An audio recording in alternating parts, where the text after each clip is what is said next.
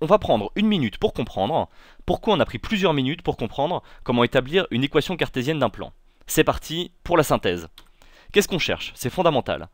A, B, C et D, un quatuor de réels, de telle façon à ce qu'on ait une équation cartésienne, AX plus BY plus CZ plus D, équation du plan.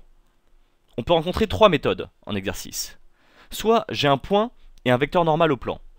En nommant M, coordonnées x, y, z, un point quelconque du plan, il doit alors vérifier AM scalaire n, et vu que c'est un vecteur normal au plan, qui vaut 0. Ce qui, en calculant le produit scalaire, nous permet bien de trouver ce qui nous manquait, c'est-à-dire la valeur de petit d, lorsque A, B et C sont les coordonnées du vecteur n, mais aussi les coefficients de x, y, z. On a bien ax plus by plus cz. Soit j'ai trois points du plan, et on a vérifié qu'ils ne sont pas alignés. On part alors de la structure cherchée, et on traduit ces trois informations dans un système, les coordonnées de ces points, vérifiant l'équation. Après un peu de calcul, on définit arbitrairement l'une des valeurs des inconnus, soit A, soit B, soit C, soit D. Donc ici je vais prendre A, et on en déduit les trois autres, B, C et D. Et on a bien à nouveau une équation du plan.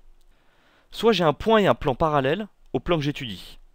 On se ramène alors au premier cas, n, vecteur normal de P, devient également un vecteur normal à Q, puisque P et Q sont parallèles. On cherche alors la dernière valeur qui nous manque, D, et comme on a le point B qui appartient à Q, on déduit facilement la valeur de D en réinjectant ses coordonnées dans l'équation. Il faut donc retenir que l'équation d'un plan peut être établie de deux manières, soit avec un point du plan et un vecteur normal, soit avec trois points du plan alignés. Mais les exercices nous amènent parfois à une petite finesse pour se ramener à l'un de ces cas. Par exemple ici, établir un vecteur normal à partir d'un autre plan parallèle.